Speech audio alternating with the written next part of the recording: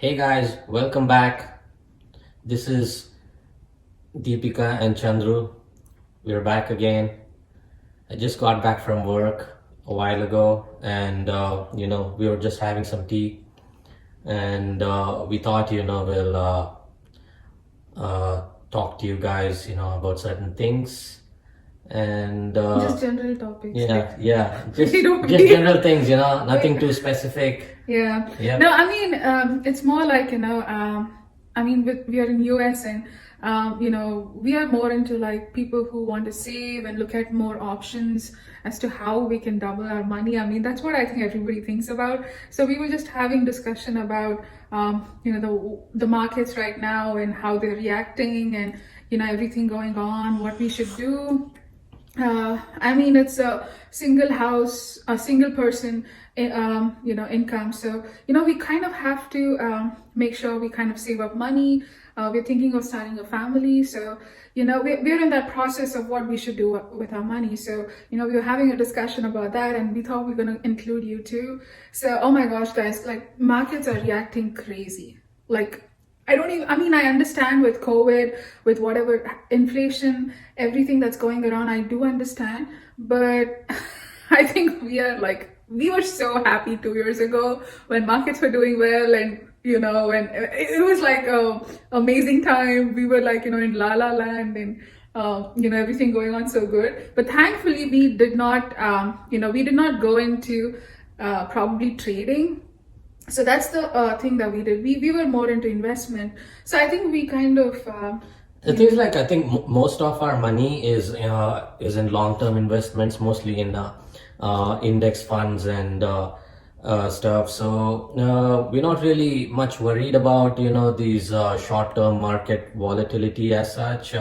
but yeah, it does worry because the numbers keep fluctuating so much. but then if the thing is, if your goal is long-term, then I think these fluctuations happen.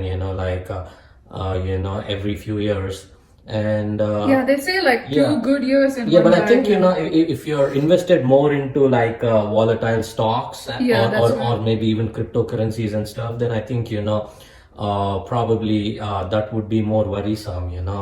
But I think these index funds, which are long-term investments, they're pretty safe. Yeah, and on YouTube, we actually follow two people. That's like Meet Kevin and Graham Stephan. I don't know if you know those guys, but they're amazing. Like they have the amazing knowledge, and it's just the way each person strategizes their kind of, the way they want to approach their portfolio. Like Meet Kevin is an amazing YouTuber. Like literally, I don't even watch news. I just go to Meet Kevin and see what he's telling because he has the latest information. Like you don't even have to watch the news. He's like the news.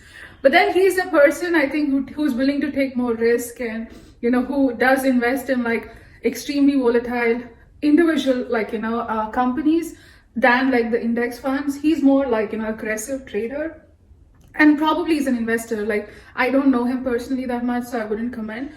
But yeah, on the other side, like Graham is more like a guy that we kind of meet our I think we can relate ourselves to to him. him. Yeah, because he's more like Because I think his diversity. his portfolio is kind of Yeah. is same as us. I mean, we don't have as much as assets as him, but I think, I mean to say, like the portfolio is about And then the guys, same. like we have literally we are poor. Okay?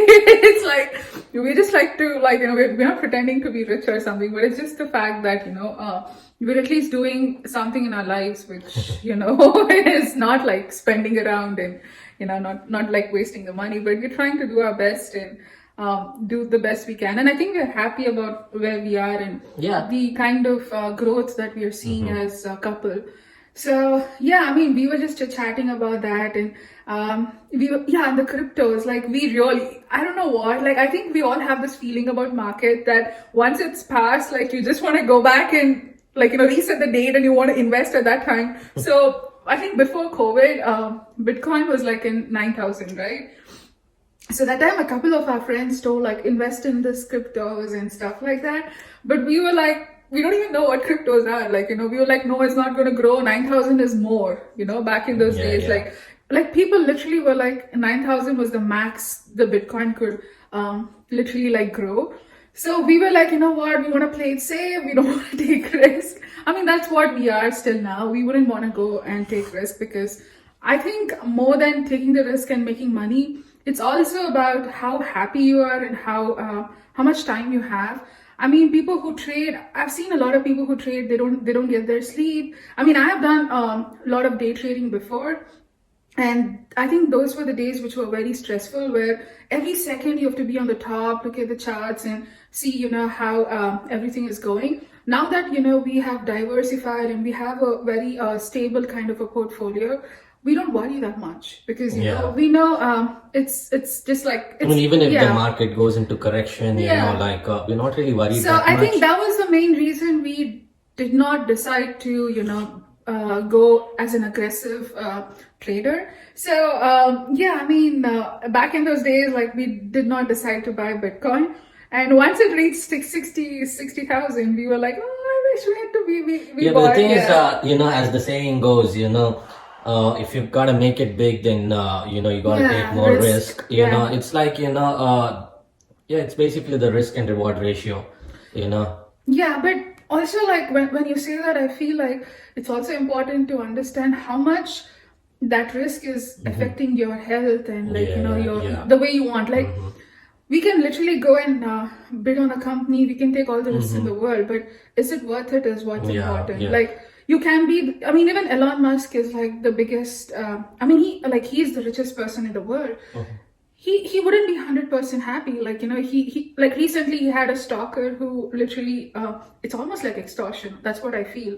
So he traced Elon Musk's flight, and, you know, he was asking him money. So I feel like what I've actually realized is, as your wealth increases, I think it does come with a lot of you know, struggles and anxieties, and you know, you're scared all the time. I mean, that's the same policy, right? Like, if you're rock bottom, you rather try and take the risk because you have nothing to lose. But if you're on the top, like, you have to be so cautious to remain on the top, because one risk and you're going to fall down. So, you know, I think that was our motto. And sometimes it does give us anxiety because a lot of people are getting richer. But I think the ideal thing would be is to, you know, like say maybe like 80% of your portfolio should be stable, like, you know, like mainly invested in index funds, you know, and some really good stocks, like, you know, maybe like an Apple or Microsoft and those kind of stocks. And probably that 10 to 20%, you know, I think you can probably, you know, go into more volatile stocks and maybe even cryptocurrencies and stuff. I think that would probably work better. That's what I think we both feel, you know. Yeah, and also, like, you know, a lot of people talk about, you know, ARK investments, or what's that, Warren Buffett? Yeah. It's Warren Buffett, right? Yeah, so I mean, that man is still a millionaire. I mean, like, so I was just reading the news today. So all this time it was Cathie Woods and ARK Investment, which was leading the track, you know, last 2 years as the best company in terms of, you know, trying to have a growth.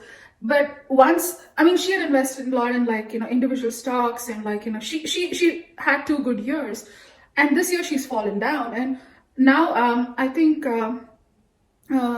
yeah, Warren Buffett now has become his company has overtaken ARK's, and he's still, like, you know, leading. So I feel like Warren Buffett's you know, approach is gold standard when it comes to, like, investment and you know, trying to do, I mean, like, just I mean, it's always safe, you know. Probably I think his investments are such that, you know, out of 10 years probably you can have maybe 1 or 2 bad years, but I think you'll always have that 7 to 8 good years, you know. Yeah, and which will always keep your assets, you know, above the market. Yeah, and also, like, what I've actually noticed with markets is, instead of